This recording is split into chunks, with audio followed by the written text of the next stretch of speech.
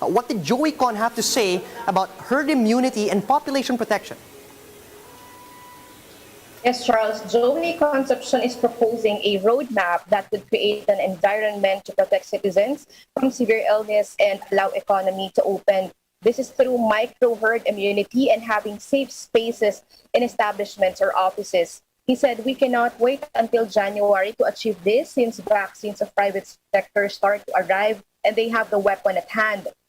Their proposal is, example, if 80% above would be fully vaccinated in an office space or establishment, then they would request the government to allow this establishment to increase its capacity in operation. So people would be allowed to get out of their houses and go to the mall for consumer consumption. Now, if our economic frontliners would be vaccinated, they can increase capacity. Example, in restaurants and parlors, they have ways of segregating safe spaces on both sides. Concepcion believes that population protection can be achieved by September or until October and herd immunity by December, but it also depends on the cooperation of one another. Charles? Jen, talking about economic frontliners, with the arrival of more Moderna and AstraZeneca vaccines, how many economic frontliners are expected to be vaccinated this month? Yes, Charles. Concepcion said that some 20% of the private sectors have actually received the vaccines from the government and are currently conducting inoculation. Hopefully, with the arrival of more vaccines by July or by this month, 1 million employees will be vaccinated. Charles? How does Joey Concepcion expect these vaccinations to help insofar as opening up the economy?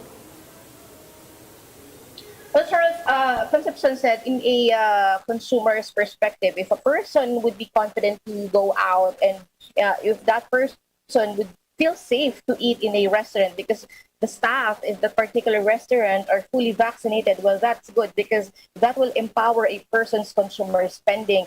Our economy will surely gain. He is suggesting establishments to put a badge that says our place is fully vaccinated because maybe this would encourage those who do not want to take the vaccines to finally receive it. Charles? Best way to inspire confidence in the market indeed. But then let's talk about the European Union now pushing for the use of their system to validate vaccinations. Can you tell us more about this?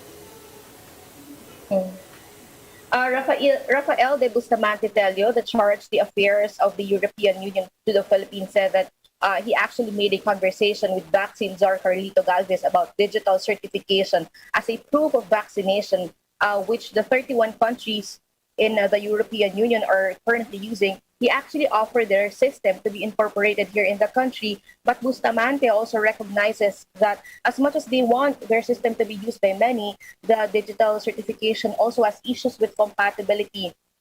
There are some legitimate concerns, Charles, but he said that they are currently working on that. Right, Jen.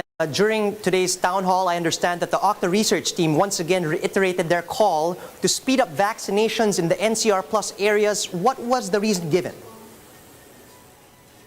Yes, Charles. The Octa Research is reiterating its call to prioritize the vaccination in NCR Plus 8 or 10. As Father Nick Austriaco said, we are racing against the Delta variant, and so we should prioritize these areas as much as possible because by protecting them, we are also protecting the whole country. Now, for the current status, 28% have received their first dose in NCR, and in LGUs in NCR, that's 20 to 65%.